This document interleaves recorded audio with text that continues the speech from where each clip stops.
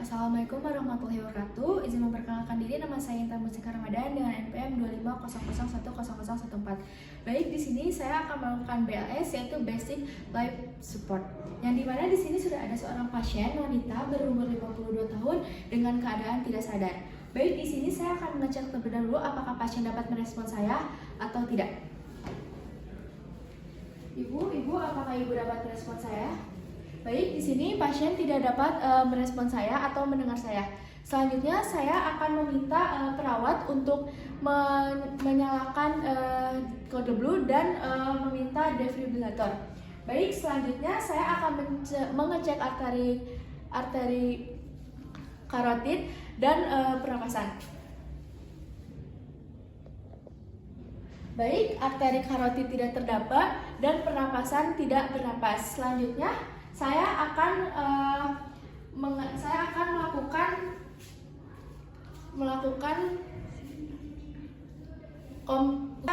CPR dengan posisi saya sudah berada di samping pasien dan pasien sudah berada di daerah yang datar dan keras. Selanjutnya saya akan meletakkan tangan saya di daerah sternum dan tangan saling menguji dan dikompres selama 30 kali. 3, 4, 5, 10, 20, 30.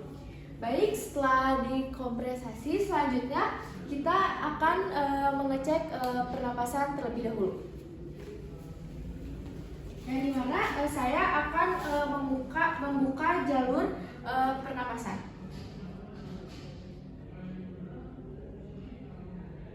Baik, setelah dibuka jalur pernapasan, selanjutnya saya akan menggunakan ventilator untuk pernapasan sebanyak 2 menit.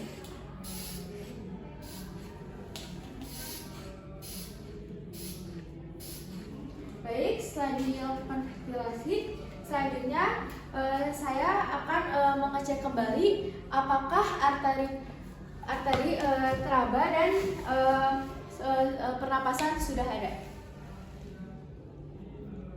Baik, arteri teraba tetapi pasien tidak bernapas, saya akan melakukan pengecekan kembali.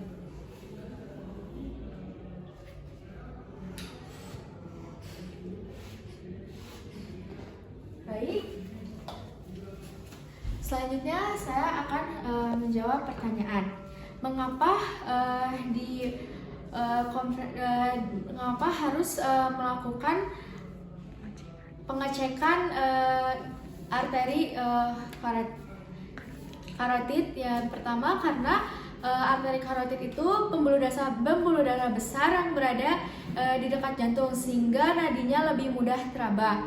Lalu pertanyaan yang kedua, mengapa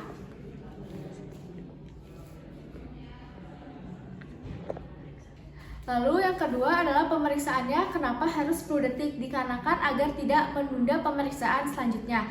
Dan pertanyaan yang ketiga yaitu mengapa kedalamannya harus 5-6 cm dan tidak boleh lebih.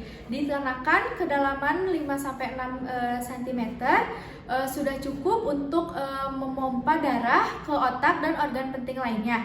Tidak boleh lebih dari 5-6 cm dikarenakan dapat melukai atau cedera organ dan tulang.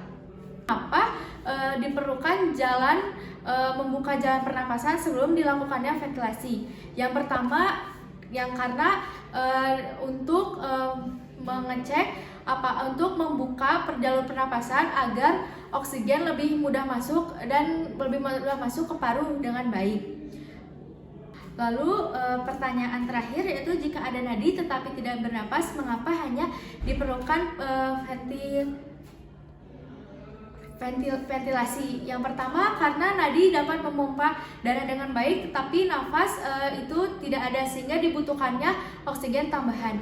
Selanjutnya kita akan recovery position. Selanjutnya langkah terakhir kita akan melakukan recovery position.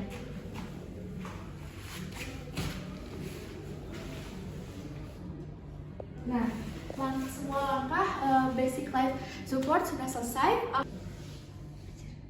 Mengapa recovery position dibutuhkan?